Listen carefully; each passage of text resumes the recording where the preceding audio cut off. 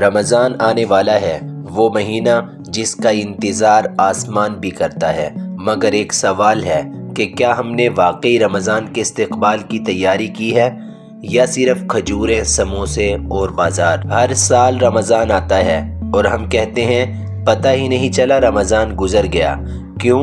کیونکہ ہم نے رمضان کو عبادت کا مہینہ نہیں، روٹین کا مہینہ بنا دیا۔ ہماری راتیں موبائل میں گزرتی ہیں اور سحر نیند میں گزرتی ہے۔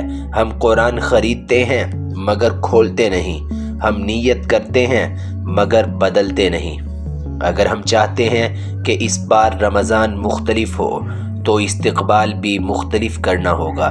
رمضان کا استقبال نئے کپڑوں سے نہیں، نئی نیت سے ہوتا ہے۔ رمضان کا استقبال کھانوں سے نہیں، قرآن سے ہوتا ہے۔ رمضان کا استقبال مصروفیت سے نہیں، توبہ سے ہوتا ہے۔ آج سے، ابھی سے اپنے دل کو تیار کریں۔